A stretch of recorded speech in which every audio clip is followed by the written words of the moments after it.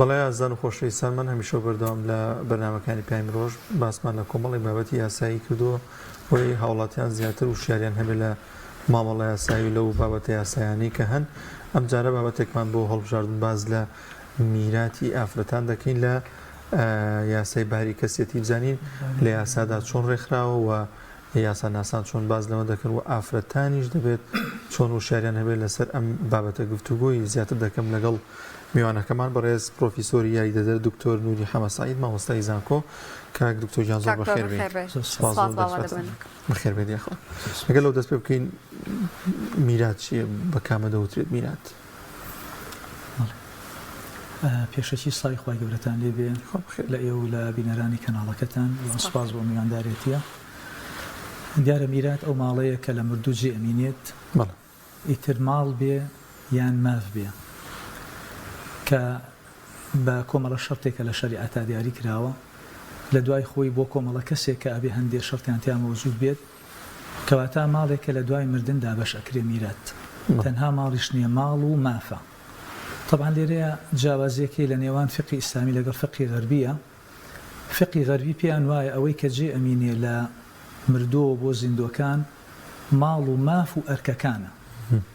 بەڵام لە فقی ئیسلامیە ئەڵێ تەنها ماڵ و مافە یعنی ئەگەر بێت و با بڵێن ئەرک بکەوێتە سەری بۆ نمونە ئەگەر قەرزار بێ قەرزەکەی زیاتر بێ لەو ماڵی کە جێ هێشتووە ئەو قەرزە ناکەوێتە سەر وەرەسەکەی لە فقی ئیسلامیە تەنها ئەوەندە قەرزەکەی ئەدرێتەوە کەوە با بڵێن لە جۆری ماڵەکەیەتی کە جێ هێشتووە چونکە معلومە هیچێک لەو مافانەی کەوە مافی مردووە لەسەر زیندوو لە غەیری ئەسپاردەکردن و بە خاک سپاردنی ئەوەیە کە ئەبێ قەرزەکانی بدرێتەوە وەسیەتەکانی جێبەجێ بکرێت لە سوارچێوەی سێیەک نابێت لە سێیەک زیاتر بێت و دواتر ئەبێ ماڵەکەی دابەش بکرێت بەسەر وەرەسەکان یا بەو شێوەی کە خوا لە قورئانە بەیانی کردووە طبعا لە سوورەتی نیسا لە سێ ئاەتە ئاەتی 11 و 12 و 176 زۆر بە تەفسیل باسی کردووە ئەبێ مسلمان ڕازی بێ بەو شێوەی کە خوای گەورە بەیانی کردووە لە قورئانە و بەپێی ئەوە ئەبێ دابەش بکرێت باشە مادەم بابەتەکە لەسەر ئافرەتانە هەمیشە بابەتی میراتی ئافرەتان شتومڕ هەڵەگرێ بزانین لە یاسای باری کەسێتیە چۆن باز لە میراتی ئافرەت کراوە دواتریش بینە سەرەوەی کە جیازی چیە لەنێوان ئەو شریعەتە بەڵێ طبعا ئافرەت یان دایکە کە دایک بوو میراتی بە ڕوونی دیاری کراوە یان یەک لەسەر سێ ئەبە بە هەندێ مەرجی دیاری کراوە کە بەڕاستی لێرەیە ناتوانین زۆر بە پسپۆریەشی ورد قسە بکەین یان یەک لەسەر شەشەبە بە هەمان شێوە بە هەندێ مەرجی دیاری کراوە یان یەک لەسەر سێی ماباقی میراتێکە ئەبا دوای ئەوەی ژن یان مێرد بەشی خۆیان ئەبن و پێگەی دایک ئەوەندە بە قووەتە هیچ کەسێک ناتوانێت مەنعیکا لە میرات ناتوانێت حەجبی بکات و ئافرەت یان کچیش پێگەی زۆر بە قووەتە کەس ناتوانێت حەجبی کا بگرە ئەمڕۆ لە یاسایە پێگەیشی ئەوتۆیان بە ئافرەت بە کچ داوە لەگەڵ کچا کەس میراتی نابا 5 کەس نەبێت کە هیچێ لەوانە مێردە یان ژنی مردووەکە دایک و باوک و کوڕی مردووەکە ئەگەر لە ژیانە بوو طبعا کچ ئەگەر تەنیا بێ یەک لەسەر دوی میراتێکە یعنی نیوەی میراتێکە بە کاملی ئەبات و ئەگەر لە دوو کچ بەسەرەوە بن ئەوە دوو لەسەر سێ میراتێکە ئەبن طبعا هەر یەک لەم حاڵەتانی کە باسم کرد بە مەرجی خۆی کۆمەڵێ شروتی وردەکاری هەیە حەزناکەم چمە سەر وردەکاریەکە طبعا ئەمە وەکو کچ وەکو ژن دوو بەشی هەیە یان یەک لەسەر 4 بە یان یەک لەسەر 8 بە طبعا بەپێی ئەوەی کە مردووەکە کە مێردێتی فەرعی وارسی هەبێ مەبەسمان لە فەرعی وارس یعنی ئەولادی هەبێ کوڕی هەبێ یا کچی هەبێ یا کوڕی هەبێت لەم حاڵەتەیە بەشەکەی کەمەکە لە یەک لەسەر 4 بۆ یەک لەسەر 8 طبعا هەموو ئەمانەی ئافرەتە گەریەک بێ حاڵەتەکانی باس بکەین ئەبینین پێگەی لە شەریعەتە طبعا پێش ئەوە پێویستە شتێک باس بکەین کە چی یاسایەک پسپۆرە یعنی چی یاسایەک تایبەتمەندە بە بابەتی میرات یاسای باری کەسێتی ژمارە 188 ساڵی 1959 هاتووە میراتی لەسەر شریعەتی ئیسلامی دابەش کردووە و ئەتوانین بڵێن پێگەیەکی زۆر تایبەتی بە ئافرەت داوە هەوری داوە لە ڕای جمهور لانەدا بەڵام هەندێک جارەگە لادانێکشی کردبێ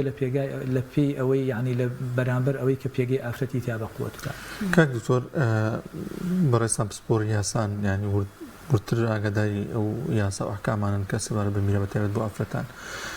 گەلێک هەیە لە نێو یاساکاندا کە پسپۆران باسی بکەن کە خۆزگە ئەمەیان نەبووە بەنسبەت ئافرەتەوە ینی یاسایەکە بێت مەسەرەن جیاواز بێت لە بەرژەوەندی ئافرەتانە بێت شتی وا ئەبێت ممکنە من لە خلالی وتنەوەی ئەم بابەتەم بۆ چەند ساڵێک بەڵێ و بە حکمی ئەوەی ئاگادارم کە لە یاساکانە چییە گوزارێت ئەو بەڕێزانەی کەوا خەبیری یاسایین و بەشنامەی شەرعی ئەوان دەری ئەەکەن ئاگام لێتی کە چۆن بەشنامەکان دەرەکرێ من کۆمەڵی حاڵەت هەیە لە یاسایە خۆزگە ئەخوازم کە نەبووایە یان ئەگەر ڕۆژە لە ڕۆژان هەموارکردنەوە بەسەرم یاسایە بێشی لەو شتانی کە هەموارەکرێتەوە ئەوە بێت یعنی بۆ نمونە بابەتی ڕەت بابەتی ڕەت ئەوەیە طبعاً میراتی بە سێ ڕێگا ئەبرێ یان بە ڕێگای فەرز ئەبرێ فەرز یعنی پشتێکی دیاری کراوە کە خوای گەورە لە قورئانە دیاری کردووە یان یەک لەسەر دوو یەک لەسەر سێ یەک لەسەر چوار یەک لەسەر شەش دوو لەسەر سێ یەک لەسەر هەشت لەم شەشە تێ ناپەڕێ 12 سنفیدانە و ئەمانە خاوەن پشکن حەوت لەو سنفانە مێن ئافرەتن وەک ئەوەی شەریعەت پێمان بڵێ ئێوە جارێ بەشی زەعیفەکان ئەوانەی کە دائیمەن مافخوراون بەشی ئەمانە بخەنە لاوە ما باقیەکەی کە ئەمینێتەوە بۆ پشتەکان کاوە ڕێگای دۆمی بردننی میراتە کە پێوتری عەسەبە یعنی نێرینەکان ما باقی میراتێکە ئەبن بەڵام دوای ئەوەی کە مێینەکان پشتی دیاریکراوی خۆیان ئەبن ڕێگەی دووهەم طبعاً ئەوە بە پشتە تەنها بۆ نێرینەکانە نێرینەکان چاوەڕوان ئەبن تا مێینەکان بەشی خۆیان ئەبن بۆ ئەوەی ماباقیەکەی بن و زۆر جار پشتی شێرە بن بەڵام هەندێک جاریش بێ بەشە بن یعنی مەرج نییە لەوەی کە هەموو کاتێک نێرینە لە مێ زیاتر بێت حاڵەتی سێهەمی بردننی میرات بە ڕەتدا ڕەت ئەوەیە جاروە هەیە هەندێک سەهمی زیادەمینێتەوە ئەم سەهمە زیادانە بدرێ بە چییە یەکێ لەو شتانی کە لە یاسایە وەکوتم خۆزگایە نەبوایە بۆ شێوە نەبوایە ئەوەیە کە ژن و پیاو یعنی ژنی مردووەکە یان مێردی مردووەکە ئەمانە بەدەرن لە جێڕانەوەی سەهمە زیادەکان یعنی مەسەلەن ئەگەر کەسێک بمرێ ژنەکەی بەجێ بمینێ لەگەڵ کچەکەیە لێرەیان ژنەکە تەنها یەک لەسەر هەشتی میراتێکە بە لە هەشت سەهما سەهمێکە بە ما باقیەکەی هەموو ئەدرێ بە کچەکە چ بە پشت بێکە بۆی دیاری کراوە یان بەو سەهمە زیادانە بێ کە ئەیبات بەڵام من پێشنیاری ئەوە ئەەکەم کە وەکو تەبعاً پێشنیاری ئیمامی عوسمانی کوڕی عەفانە ڕەزا و ڕەحمەتی خوای لێبێ کە ئەو پێی وایە ژن و مێرد دەوریان هەبوو لە پێکێنانی سەروەت و ژن و مێرد لە هەموو کەسێ لە یەک نزیکترن چۆن ئەبێ ژن و مێرد بێبەش بن لە جێڕانەوەی سەهمە زیادەکان ئەی بۆ کاتێک کە سەهمەکان کەمی بەسەرادێ کە پێوتری عەول بابەتێکە ئەوانەی کە پسپۆرن ئەزانن یعنی ژمارەی سەهمەکان زیاترە بێ لە ئەسڵی مەسەلەکە لەم حاڵەتەیە قیمەتی سەهمەکان کەمەکە بۆ لە حاڵەتی کەمکردنی سەهمەکانە ژن و مێرد دەگرێتەوە بۆچی لە حاڵەتی ڕەتدا سەهمە زیادەکان شمولی ئەمان نەکات ئەوەی شێکە لە حاڵەتەکان حاڵەتێکی تر پێم وایە یاسادانەری عێراقی هەموو کاتێک هەوڵی داوە یاسای باری کەسێتی وەکو یاسای شارستانی عێراقی ژمارە چلی ساڵی 51 لێ بکە طبعاً بۆ ئاگاداریتان ئێمە بەشنامەی قانونیمان هەیە بەشنامەی قانونی هاتووە ژنی وەکو پیاو داناوە کچی وەکو کوڕ داناوە خوشتی وەکو برا داناوە بەڵام لە ئەرزە زراعیەکانە نەک لەوانەی کە ماڵ و مڵکن بۆیە یاسادانەری باری کەسێتیش کە طبعاً ئەو لە 51 بوو ئەم لە 59 بوو هەوڵی داوە بکە بەڵام دەستی بەچی ژیراوە دەستی بە ئاەتەکانی قورئان بەسراوە نەیتوانیوە تەجاوزی ئاەتەکان بکە نەیتوانیوە دوو ئەوەنەی کچێ باتە کوڕێ بەڵام هەوڵی داوە هەمان قووەتی حەجبی کوڕ با بە کچ یعنی بۆ نمونە یەک کچێک ئەتوانێ هەموو میراتگرەکانی تر حەجب بکات لە قانونە ئەمڕۆ یعنی ئەگەر کەسێک بمرێ باوکی لە ژیانە بێت ئەگەر کەسێک بمرێ بۆ نمونە ژنەکەی کچەکەی و کۆمەڵی خوشک و برای هەبێ یعنی کەسێک تەنها یەک کچێکی لە ژیانە جێما بێ لێرەیە یەک لەسەر هەشتی میراتێکی بۆ ژنەکەیەتی ماباقی بۆ کچەکەیەتی ئەگەر دەبرای دار بەدەستی هەبێ براکانی یعنی کە ئەکەنە مامەی کچەکە و پوری کچەکە هەمویان بێبەشە بن لە میرات ئێستا جار وایە کەسێک کە ئەمرێت مەسەلەن کچێکی لێجێمینێ خەمی ئەوەیەتی ئەڵێ خوشک و براکان بە بنە شەریکە میرات وانە بنە شەریکە بەش بەڵام ئەمڕۆ لە قانونە هاتووە چارەسەری ئەوەی کردو طبعا ئەمە سربەخۆنەی کردو هاتو ئیشی بە ڕەئی جەعفەریەکان کردو چکە پێگەی کچ لای جەعفەریەکان زۆر بە قووەتە من هەموو جارێک ئەڵێم پێم وایە جەعفەریەکان و ئەزان هەموو کچێک عایشە بین هەموو کچێک فاتمە بێ ڕەحمەتی خوای لەبێ بۆیە دائیمەن پێگەیەکی زۆر تایبەتیان داوە بە کچ خاڵێکی تر هاتوون خوشتی شەقیقا یعنی خوشتی دایک و باوکی مردووەکەیان پێگەی برای شەقیقەیان پێداوە یعنی یەک خوشتێک ئەتوانێ برای باوچی خوشتێکی دایک و باوکی ئەتوانێت برای باوکی یان خوشتی باوکی حەزب بکە لە کاتێکا لای جمهوری زاناکان ئەوە وجودی نییە ئەبێ دوو کەس بن ئەو کاتە قووەتی حەزبی کوڕێکی هەیە برایەکی هەیە. کاکتۆر بابەتی میرات نازام ئەوەندەی من ینی بەرچاوم کەوتی و باسی لێوە کرابێ هەمیشە لە مەجلیسەکاندا کۆکە بن لەسەری دواتر ئەو کاتە ئەچنە لای دادگا و ئیمزایەکەکەن و ئیتر ینی زیاتر مشتومڕەکان لە نێوان خۆیاندا یان ڕێکەوتنیەکەیە لە بینی خۆیاندا بەڵێ لەو نێوەندەدا جاروایە پرسمە مامۆسایەکی ئاینیە کرێ هەندێک جارنا پرسیارەکە لێرەدایە ئایا یاساکان تا چەندێک لەگەڵ شریعەتدا ڕێککەوتونیان ئەوە تا هیچ کاتێک دژبێکن چونکە مسلمان پێی وایە گەر بچێتە ناو یاساکانەوە ئیترەوە لە شریعەت لا ئەدات. بەڵێ خۆی تاوان چاکر وایە ئینسان سوڵح کا پێشی بڕاتە دادگا لەبەرەوەی ئاەتەکانی میرات زۆر معلومن و ئەمڕۆ ئێمە لیژانی فتوامان هەیە لژنەی باڵای فتوامان هەیە کۆمەڵی مامۆستای پایەبەرز کە زۆر بە ئاگادارن لە بەشنامەی شەرعی ئەگەر خۆیان بۆ خۆیان خی گەورە بە ئاەتی قورئان ڕوونی کردوتەوە یوصیکم الله في أولادكم للذكر مثل حظ الأنثيين پێم وایە کێشەکە زیاتر لێرەیە دروستە بێ هەندێک جار مێینە پێی خۆش نییە نیوەی نێرینەیە بەرێڵێ من ئەو فەرقمان چییە تەنها ئەو نێرە و من مێم هیچ گوناهمیتیان نییە لەبەرەوە ئەبینین بە شەرع ڕازی نابێ پەنا ئەبا بۆ قانون و ئەزانەی قانون لێرەیە پشتیوانی ئەکا لە کاتێکە عەرزم کردن کە یاسای باری کەسێتی ئەم بابەتەی ڕێخستووە لە 5 مادەیە ڕێکی خستووە معقولە هەموو ئەحکامی میرات لە 5 مادەیە ڕێک بخرێ لە 86 بۆ 91 هاتووە لە مادەی 90 ئەڵێ هەموو ئەحکامەکانی ترە ژێڕینەوە بۆ شریعەتی ئیسلامی کەواتە ئەو خەبیرانی کە لە مەحکەمە بەشنامەی شەرعی دەرەکەن لەسەر شریعەتی ئیسلامی دەری کاتە پشت بە ئەتوانین بڵێن لایەنی فتووە ئەبەستێت تا ڕادێکی زۆر پشت بە قورئانی پیرۆز ئەبەستێ یاسادانەر نەیتوانی و بە زەقی بە هیچ شێوەیەک لەو ئاەتانە لا بە هەندێک جار هاتووە پێڵێن حیلە شەرعی هاتووە پێچێکی پیاهێناوە هەوڕیدا وەکو عەرزم کردن پێگەی کچ یا پێگەی خوشک بە قووەترکە لە حەجبا نەیتوانی وە ئەوەندەی کوڕی باتێ بەڵام لێرەیە طبعاً من داواکارم لە هەموو ئەوانەی کە گوێیان لەم بەرنامەیە بە تایبەت خوشکانمان بە بەشی خوا ڕازی بن خوای گەورە کە دوو ئەوەنەی کوڕێکی داوەتە کچێک کۆمەڵی حکمەتی تایە کۆمەڵی ئەتیباراتی تایە مەسەلەن تۆ ئەگەر برایەکەتە بێ براکەت ملزەمە بەوەی کە مارەیی بە ئەبێ سوکنا نەفەقا و ڕەنگە التیزاماتی کۆمەڵایەتی بنەماڵەکەش بێتە سەرشانی بەڵام لەو کاتەیە ئەبینین کچەکە شەرع وای لە خەڵک کردووە بێنە سەر بەڕێی ومارەی بن و سوکنای بۆ دابین کەن و نەفەقەی بکێشن ئەمە بەڕاستی بەقەدەر پێویستی کوڕەکەیە بۆ میراتی ئەوەندەی پێداوە شەرە ئەوش بۆ ئاگاداری لە یەک حاڵەتێکایە ینی ئەوانەی کە ئەڵێن بەڕەهایی شەریعەت دوو ئەوەنەی کوڕێکی کچێکی داوەتە کوڕێک ئەوانە بەڕاستی فەنگە بە تاریشیەوە ئەنەن لە شەریعەت شارەزانین چونکە ئەم علمێکە علمێکی دەگمەنە پێغەمبەری خوا فەرمێ صلی الله عليه وسلم تعلموا الفرائض وعلموها فهو ينسى وهو أول ما ينزع من أمتي میرات فێر بن و خەڵقیش فێر کەن زوو لە بیرەچێت و یەکەم علمە لەناو ئومەتەکەما هەڵەگیرێتە لە ڕیواتێکا فەرمێ جارا دوو کەس ناکۆشیانە لەسەر بابەتێکی میرات زانایەشیان دەست ناکەی بۆیان چارەسەر کات لەبەرەوە خەڵقێک نەشارەزان لە میراتە لە یەک حاڵەتێکایە حاڵەتەکە ئەوەیە هەر کاتێ نێرومەیەک لە یەک مەسئلەیەکا کۆبنەوە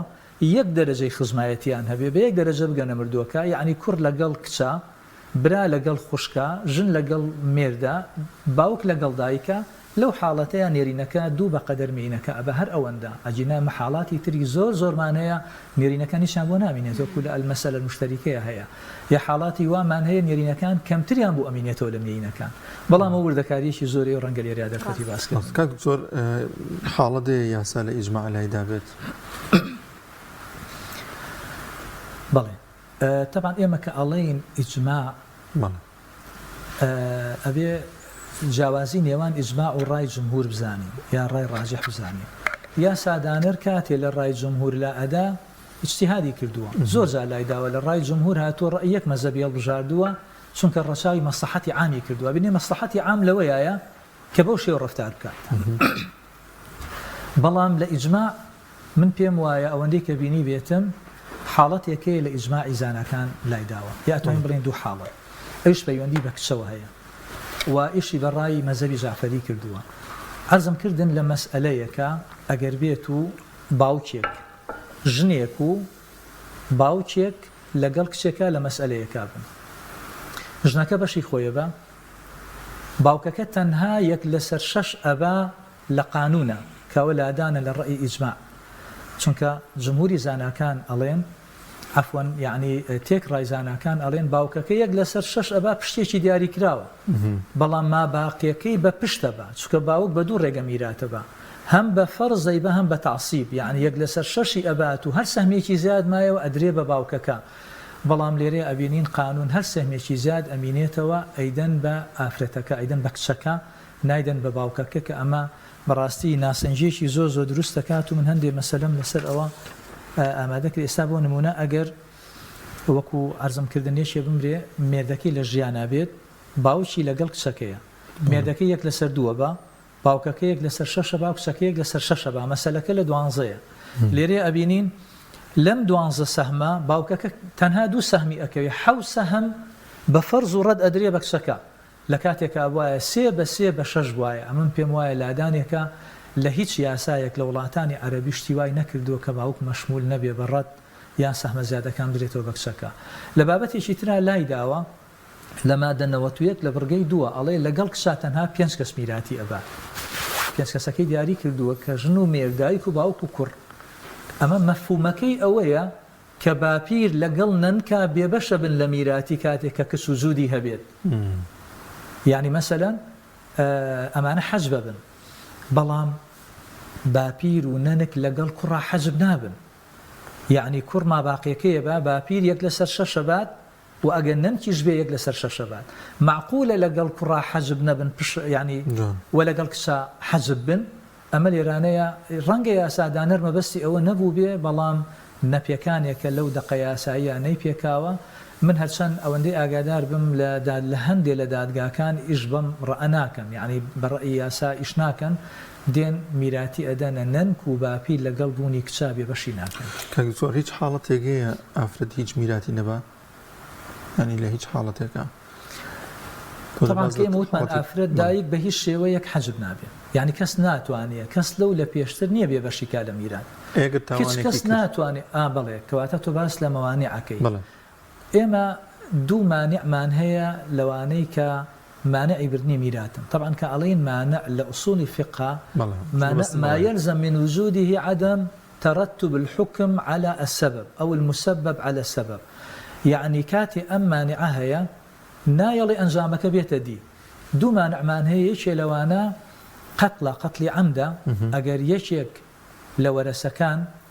مورسك خاون مالك ميرات خاون میراتێکە بکوژێت ئەبێ قەتڵەکە قەتڵی عەمدی عودوان بأمر ڕەئی ڕاجح لە محکەمە ئەوەیە ئەبێ بە عەمدەن بیکوژێت هەرچەند لا ئیمامی شافعی ئەڵێ گەر بە هەڵەش بیکوژێ هەر ئەبێ بێبەش بکرێ لە میرات دوای نەک بە سیارە با لە مامێکی پیری کە ئەمە بێتە میراتگیری بیکوژێ بڵێ وەڵا قەزا و قەدەر بوو نەمزانی لە بری ئەوەی کە بیر لە کوشتنی بکاتەوە بێ پارێزەر بێ بۆ ژیانی بۆی بێبەش نەکرێ لە میراتەکەی فەلسەفەکەی لەوەیە بۆیە ئەگەر قەتڵەکە قەتڵی عەمدی عودوان بێت بێبەش ئەکرێ لە میراتێکە وێڕای ئەو عقوبەی کە ئەکەوێتە سەری بۆ لەبەر ئەوەی لە قانونە هاتووە کە ئەڵێ مجرم هیچ کاتێک ناوێ ڕێی پێ بدرێ سود لە جەریمەکەی ببینێت یعنی مەسەلەن مامێکی پیر کۆمەڵێ برازای هەیە تەنها ئەمان میراتگیری ئەون پەلەیانە مامەیان مرێت و میراتەکەیان بۆ جێبمینێ مامەیەش نامرێت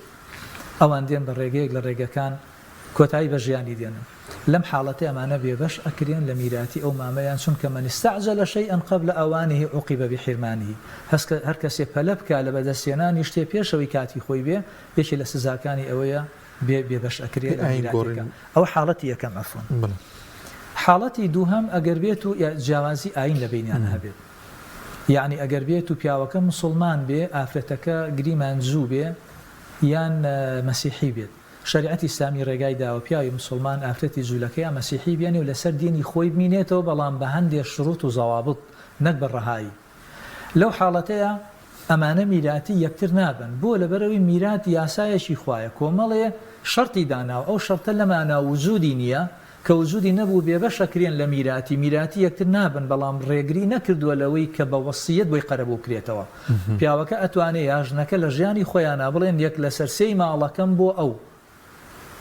وەک لە میرات بێبەشەکرێت ئەمە طبعا لە بینی مناڵ و ئەولادی لە بینی ئەولاد و دایک و باوکی شابە هەمان شێوەیە هەر کاتێ جیاوازی ئاین هەبێ لە بینی وارث و مورثە ئەبێت یەکێک لە مانعی برنی میرات و ئەوش حکمەتی خۆی ڕەنگە لێرەیە دەرفەت نەبێژینە ئیسلام ئاینێکی عنسوری نییە ئەوەندەی ئیسلام هەوڵیداوە لەگەڵ دینەکانی تران نزیک بێتەوە ئاینەکانی تر بە هیچ شێوەیە هەنگاوی وایە نەناوە بەڵام ئەمە تەنها بۆ ئەوەیە کە وەکو عەرزم کردن بۆ ئەوەیە کە معالمی ئەم دینە ئەحکامی ئەم دینەوەکو خۆی پارێزێ و تۆ کاتێ یاسایەک دانێ و یاسایە بێ وەکو خۆی پەیڕەوی بکرێت ئەمیش ئەو شەرتەیان تیا مەوجود نییە کە لە شەریعەتە هاتووە نەوە دەتوانێت میراتی باپیر بەرێت ئەگەر بێت و دایک و باوکی پێش ئەو بمرن ئەوەی شێکە لەو پرسیارانی کە بەڕاستی زۆر باوە ئایا ئەگەر یەکێ بمرێت و نەوەیەکی لێجێ بمینێ باوکی ئەو نەوانە پێش ئەم مردبێ ئایوانە میراتی ئەبن لەسەر ڕەئی جمهوری زاناکان نەخێ میراتی نابن بۆچی لەبەرەوەی یەکێک لە شەرتەکانی بردننی میرات ئەوەیە ئەبێ میراتگرەکە یەقینەن لە ژیانە بێ حەقیقەتەن بە چاو بیبینین کە لە ژیانایە ئەو حکمەن وەکو کەسێکی بێسەر و شوێن یان ئەو ئیستصحابن یعنی ئەوەی کە بێسەر و شوێنە مەفقودا تا دادگا بڕیاری بردننی بۆ نەدات بە مردوو لە قەڵەم نادرێ یان تەقدیرە وەکو کۆرپەلەیەکە لە سیدایشاتی ئەو شەرتەی تیا مەوجود نییە باوکی پێش باپیری مردووە بۆیە لەسەر ڕێی جمهوری زاناکان ئەوە میراتی نابات بەڵام ئیمامی ئیبن حەزم یان زاهیریەکان پێیان وایە کە ئەم مناڵانە بێگوناهن ئەبێت وەسیەتیان بۆ بکرێت یعنی باپیرەکە وەسیەتیان بۆ بکات بڵێت بەشێ لە ماڵەکەم بن بنەوەکانم یا لە ژیانی خۆیان بیانداتێ بەمەرجێ لە یەک لە سەرسێی ماڵەکە زیاتر نەبێ و ئەگەر جێبەجێیان نەکرد ئەو کاتە ئەبێ دادگا ئەبێ دادوەر جێبەجێیکە ئێستا ئەمڕۆ بابەتێکمانەی پێوتێ ئەلوەسیە الواجبە وەسیە الواجبە ئەوەیە کە ئەم باوکە مردووە پێش باپیریان یا دایشیان وەک ئەوەی کە لە ژیانە بێ لە مەسەل حسابەکەی ئەدانرێت دوایی بەشەکەی ئەم ئەمینێتەوە بۆ مناڵەکانی بەمەرجێ لە یەک لە سەرسێ زیاتر نەبێ گە زیاتر بێریان وەرەگیرێتەوە ئەدرێ بە مامۆپورەکانی و ئەگەر کەمتریش بێ و بۆیان قەرەبوو ناکرێتەوە بۆیان من پێم وایە و داواکارم لە لیژانی فتووە من بەڕاستی نازانم ڕای لیژنەی باڵای فتووە ئیش بە وەسی واجبە ئەکەن یان نا من داواکارم کە کاری پێ بکەن چونکە بەڕاستیەوە عەدالەتێکی لە عەدالەتی ئیسلامەوە زۆر نزیکە بۆی نەوەکان بێبەش نەبن لە میراتی باپیریان لە کاتێکا دەستی ئەوانیتیانی و تاوانیانی لەوەی زۆر باشە کاک زۆر باس لە وەسیەت کرد وەسیەت کاریگەری ئەبێ لەسەرەوەی کە بڕیارەکە بگۆڕێت و ئافرەت گۆڕانکاری بەسەرابێت لە وەرگرتنی میرات گەر مەسەلەن ئەو کەسە وەسیەتێ بکە باوک بێ هەر کەسێک بێ لە میراتەکە طبعا وەسیەت بابەتێکی ترە وەسیەت لە مادەی 64 بە دواوە باس کراوە و زۆر بە تەفسیری شەریعەتی ئیسلامی باسی کردووە بەوردەکاریەکی زیاتر لە میرات طبعا مەوزوعی وەسیەت کۆمەڵی شەرتی تیادانا و یەکێ لەوانە نابێ وەسیەت بۆ وارث بێت لا وەسیەتە لیوارث یعنی مەسەلەن باوکێک کۆمەڵی ئەولادی هەیە لە ژیانی خۆیان وەسیەت کا بڵێ بەشێ لە ماڵەکەم بن بە کوڕە گەورەکەم ئەمە خۆ ڕەنگە عەدالەتێکی تابێت ڕەنگە مناڵە گەورەکەی کوڕ بێ یا کچ بێ دەورێکی هەبوو بێت لە خێزانەکەیە لە خوشکبراکانی تری زیاتر بەڵام لێرەیە لەبەری پێغەمبەری خوا نەهی کردووە صلی الله علیه وسلم وەسیەت بۆ ئەو بە میراتی ئەیبا بۆچی بە وەسیەتیش بیبات بۆچی جا بکرێتەوە لە باقی خوشکبراکانی ئیلا ئەگەر باقی وەرەسەکە ڕازی بوون ئەگەر باقی وەرەسەکە ڕازی بوون لێرانەیە وەسیەتەوەکو خۆی جێبەجێ ئەکرێ و ئەگەر گریمان باوشێک وەسیەت کا بڵێ یەکێ لە کچەکانم بێبەشکن لە میراتی ئەمە وەسیەتێکی ناشەرعی و جێبەجێ ناکرێ ئەبەدەن و ئەگەر کۆمەڵی خوشکبرا خۆیان لە ژیانی خۆیانە پێک بێن لەسەرەوەی کە ئەم میراتی بە یەکسانی دابەشکەن یعنی هەموو کچێک حسابی کوڕێکی بۆ بکەن شریعەت ڕێگری نییە لەوە هیچ ڕێگریەکی نەکردو بڵێ من حکمی خۆم فەرزەکەم بەسەرتانە ئەبێ ئیلا هەموو کچێک نیوەی کوڕێ بەرێنە ئەگەر ئەوان براکانەوە نەمیهرەبان بن ئەوەندەی خۆیان بن بە خوشکەکانیان شریعەت ڕێگر نییە لەوە ئەوە لە بابی هیبە و بەخشینە لە ماڵی خۆت بۆ کەسێکی تر باشە گەورەترین نەقس چییە نەقسی تەشریعی چییە لە میراتدا هیچێکێک لەو نەقسانەمان هەیە ئەو پێنج مادەی کە نەسی قورئانی یان وەکو یاسایی نەسی شریعەت نەسی شریعەت ئێمە عەرزمان کردی کە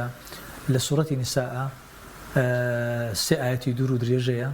کە ڕەنگە هەر خوێندنەوەی چەند دەقیقەیەکی بوێ ئاەتی ژمارە 11 لەگەڵ 12 لەگەڵ 176 ئەوەی 11 بەوە دەست پێکا یوصیکم الله في أولادكم للذكر مثل حظ الأنثيين إلى آخره ئەوەی 12 بەوە دەست پێکا فەرمێ ولكم نصف ما ترك أزواجكم إن لم يكن لهن ولد ئەمە هەموو شکەکانی تیا دیاری کردووە و هەموو بەشەکانی تیا دیاری کردووە قورئانی پیرۆز بە شێوەیەک بە وردەکاریە کە لە کەم ئەحکامی ترا ئەو وردەکاری باس کردووە لەبەرەی خوای پەروەردگارە فەرمێ ئەوە حدودی خوایە حدودی خوا یعنی نابێ حدودی خوا تەجاوز بکەن و بیبەزێنن لە کەم مەسەن لە مەسەلەی نوێژاوینی خوای پەروەردگار تەنها نافەرمی و ئەقیموا الصەلاتە و ئاتوا الزەکاتە بەبێ ئەوەی ئەحکامی نوێژمان بە وردەکاری بۆ باس بکە بەڵام لە مەسائیلی میرات لەبەرەی حەقی خەڵکیشە بێ پارێزراوی و پیرۆزی تایبەتی خۆی هەیە بۆیە هاتووە زۆر بە وردی هەموو ئەحکامەکانی تیا باس کردووە ئەگەر مەبەستە قانونیش بێ عەرزم کردی هەموو یاسای باری کەسێتی عێراقی تەنها لە 5 مادەیە باسی میراتی کردووە ئەو باقی لە مادە 90 تا ئەڵێ باقی ئەحکامەکان هەر هەمووی ئەگەڕێنەوە سەر شەریعەتی ئیسلامی ئەو 5 مادەیەش تەنها هەندێک تعدیلاتی تیا کردووە وەکو ئەوەی کەوتمان خوشتی ئەوەندەی براداناوە لە چییە لە پێگەی لە حەزبکردنە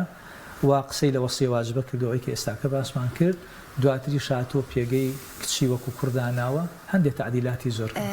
من پرسیارێکم باوکەک دانیێت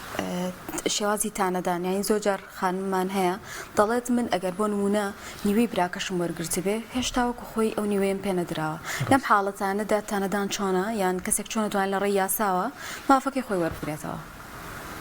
جوانە طبعا ئەگەر بینە سەر وردەکاریەکان سەرپێچیەکان کە لە مەحکەمە ئەکرێ جار وایە کەتمەکرێت کەتمی وەرەساکرێت جاروایە مەسەلەن کەسێک لە وڵاتێکی ترە لە شوێنێکی ترامان لێرە کە بەشنامەی شەرعی بۆ دەرەکەن دێن کەتمیەکەن ئەو خۆی بۆ خۆی تانە لێدانی زۆر ئاسانە یان جاروەها یەک شەکە زۆر لێکراوە یعنی مکرەهایە مکرەها بە زۆرەی بەنە یعنی لەبەردەم کە بەشنامە شەرعیەکە دیاری ئەکرێت کشەکە پشکەکەی تیا سەهمەکەی دیاری کراوە تەعنێمە هەر بە سەهم ناوەستی میراتەکە بە دینار و درهەم و مسقاڵ و دۆنم و هەمووی کاتێککە بەشنامێ دەرەکەن هەمووی بە وردەکاری باسەکەین